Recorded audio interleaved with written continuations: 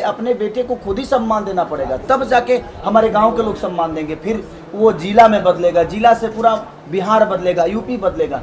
तो सबसे पहले अगर कोई बेहतर करता है तो मुझे लगता है कि हम सबका दायित्व बनता है कि अपने बच्चे को बड़ा करें, अपनी भाषा के लिए बेहतर बोले, बुरा ना बोले।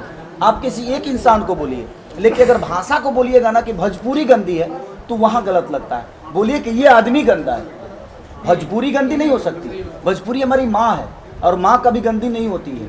माँ अपने बच्चों को हमेशा अच्छा संस्कार देती है। लेकिन उसमें कोई बच्चा चोर निकल जाता है, कोई डॉक्टर निकल जाता है, तो वो बच्चा गंदा है ना, वो माँ गंदी नहीं है। तो हम कभी भी किसी को अगर टारगेट करते हैं तो मुझे लगता है कि आप भाषा के बारे में तो बोलिए मत। आप भाषा के बारे में बोलिए कि भाषा हमारी इतनी प्यारी है, ये आदमी गंदा कर रहा है सर, तो टारगेट एक ही होगा। ऐसे क्या होता है कि लोग सोशल साइट पे ना अपने भाषा को ही बोलते हैं कि भोजपुरी में ऐसे हो रहा है, भोजपुरी में ये हो रहा है, भोजपुरी इतनी गंदी है, भोजपुरी वो है, भोजपुरी ऐसा है। तो उसमें क्या होता है ना कि हम अपने एक आदमी को चलते हम पूरी भाषा को बर्बाद कर रहे हैं। सर जी, 3 ऐसे आपके इंडस्ट्री से केंद्र सरकार पे एक चेहरा है, लगातार काम भी कर रहे हैं भोजपुरी को लेकर। उनके गोरखपुर में अगर रमेश किशन जी की बात करें तो उन्होंने कहा कि क्या लगता है कि एक विस्तार करना चाहिए यूपी में काम? देखिए, मुझे नहीं लगता कि भोजपुरी के लिए उन लोगों ने सिर्फ अपने, देखिए मेरे कहने का मतलब वो तीनों मेरे बड़े भाई हैं और मैं उन पर कोई टिप्पणी नहीं कर सकता क्योंकि मैं राजनीति आदमी नहीं हूँ, मैं एक कलाकार हूँ। अब ये राजनीति वाली बात हो गई। अगर वो तीनों चाह दें तो मुझे लगता है कि भोजपुरी का एक ग्राफ हो सकता है। क्योंकि देखिए, मेरे कहने का मतलब मैं आप सबके बीच में अपनी बातें रख सकता हूँ, लेकिन वो ऐसे न्यायालय में जाकर बात रखते हैं जहाँ पे इंडिया के मोस्ट, मुझे लगता है कि प्रतिष्ठित लोग, प्रधानमंत्री, मुख्यमंत्री, सांसद, बहुत सारे लोग होते हैं। तो पास करना नहीं करना उनकी बातों को सुना जाएगा। मैं कितना भी चिल्लाऊंगा तो मेरी बातों को कोई अहमियत ही नहीं देगा। मेरी बातों की अहमियत मेरी जनता देती है, क्योंकि जनता को मैं मनोरंजन देता हूँ। सरकार को मैं क्या देता हूँ? सरकार से तो मैं यही कहूँगा ना कि अगर 500 हॉल और थिएटर अगर हम यूपी बिहार में अगर बन जाते हैं तो जहाँ जहाँ थिएटर होगा वहाँ 10 दुकानें तो बढ़ेगी ना। तो दुकानें बढ़ेगी तो रोज़गार तो बढ़ा। तो रोज़गार का जरिया भी हमारा है सिनेमा, बशर्ते हम उस पर फोकस नहीं कर पा रहे।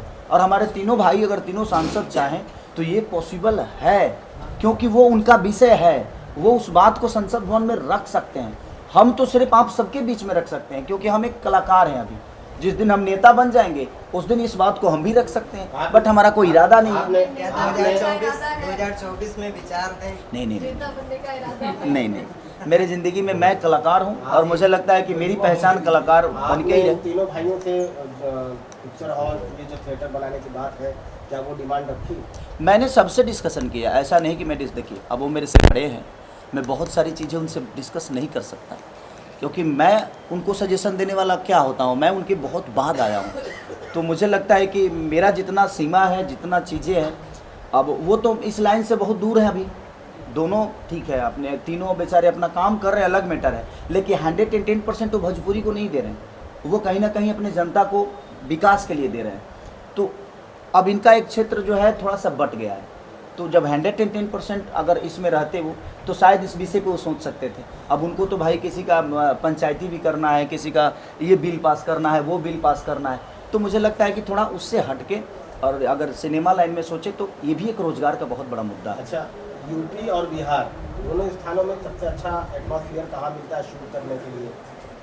देखिए, साधन जहाँ भी मिलेगा आपको, मेरे कहने का मतलब कि अगर सरकार का अगर देखा जाए कि अगर सपोर्ट, अगर हमें सरकार का सपोर्ट यूपी में मिलता है तो हम लोग लगातार, और सब्सिडी भी है, तो कहीं ना कहीं यहाँ पे ज़्यादा आदमी कंफर्टेबल हो पाता है। क्योंकि अगर मूवी में थोड़ा सा ऊपर नीचा भी हुआ तो सब्सिडी से लोग अपना जो खर्चा है वो निकाल लेते हैं। तो एक साधन बना, तब जाके आज यूपी में Hindi movie, Bangla movie, Punjabi movie या फिर भोजपुरी की जितने भी कलाकार हैं, ऑलमोस्ट हर आदमी काम कर रहा है। अच्छा, ये तो एक प्रश्न सर की, जो बॉलीवुड जो फीमेल कलाकार होती थी पहले भोजपुरी में आने में थोड़ा सा डरती थी, लेकिन अब जब से थोड़ा फिनिशिंग लाइन हुई है, थोड़ा सा मतलब और ग्राफिकली अच्छा दिखाया गया, तो मानते हैं कि मतलब अब रुझान ज़्यादा बढ़ा है भोजपुरी फिल्म में। देखिए, ज़िंदगी में कोई भी चीज़, दरवाजे साफ रहेंगे ना तो हर आदमी बैठना चाहता है।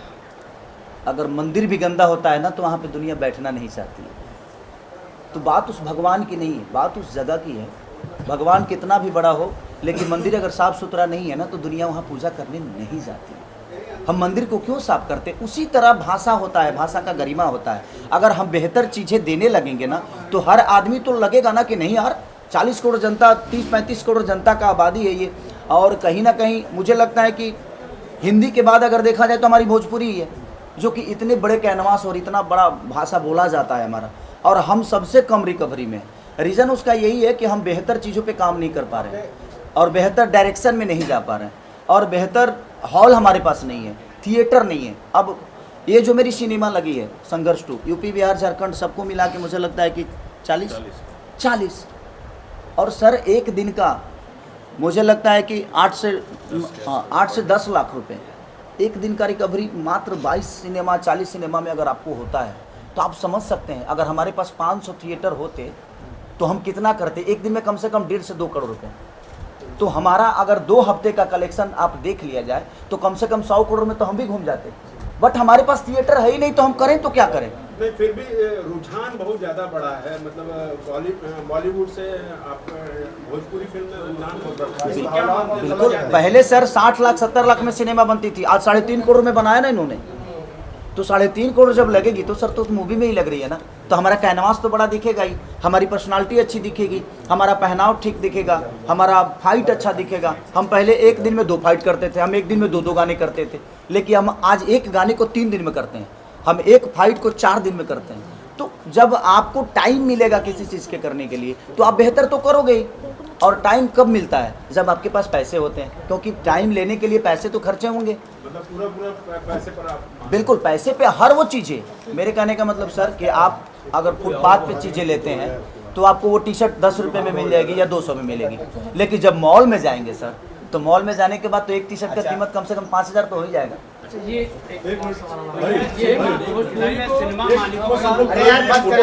एक मिनट लोग का हो जाने दीजिए। संघर्ष 2 का रिलेटेड भी थोड़ा सा क्वेश्चंस पूछिए। डायरेक्टर है, हीरोइन है। ये सिनेमा मालिकों का ये कहना है कि जो आप बोल रहे हैं थिएटर बढ़ाने की, तो यहाँ पे दिक्कत सिनेमा मालिकों को ये आ जाता है कि जो OTT प्लेटफॉर्म नए आ गए हैं उस पर फिल्में बिक जा रही हैं और फ्री में शोकेस हो रहा है। नहीं बात सर वहाँ तो अच्छा, वो ये बताइए कि OTT हिंदी के लिए नहीं है, सबके लिए, तो आखिर जवान ने कमाया ना सर, जी। गदर ने कमाया ना, तो बात वहाँ भी से सिर्फ OTT से नहीं है। हमें अगर सुविधा मिलेगा तो अगर AC लगी, अच्छा कुर्सी मिला तो हमारे पास पैसे हैं, बशर्ते हमें सुविधा नहीं मिलती है सर, सुविधा नहीं मिलती है इसलिए हम चीज़ों को नहीं देख पाते हैं। अब बताइए जब कुर्सी टूटी होगी और सीट फटा होगा तो कौन अपने बीवी बच्चों को लेकर जाएगा भाई? सर जो नए लग गए हैं वो विषय नहीं है। कहाँ अड़चने आ रही हैं? अड़चने देखिए, मेरे कहने का मतलब देखिए हमारे क्षेत्र में आता नहीं है, मैं एक कलाकार हूँ, मैं कलाकारी ही कर सकता हूँ। सीट ठीक कराना, यहाँ का व्यवस्था, राज्य का व्यवस्था किसके हाथ में होता है? कहीं ना कहीं मुख्यमंत्री के हाथ में होती है, या विधायक के हाथ में होती है, या MP के हाथ में होती है, सरकार के हाथ में होती है, बेसिकली सरकार के हाथ में होती है। अगर सरकार हमारे हॉलों को बड़ा कर दे, सरकार हमारी चीज़ों को व्यवस्था बढ़िया से दे दे तो हम ऑफिशियली। लेकिन सर अगर OTT फ्री में दिखा रही है फिल्म तो कोई पैसा खर्च करके थिएटर तक आएगा क्यों? लेकिन कुछ फ्री में नहीं दिखा रही है, वो बाद में आपसे लेगी, आपको देना पड़ेगा।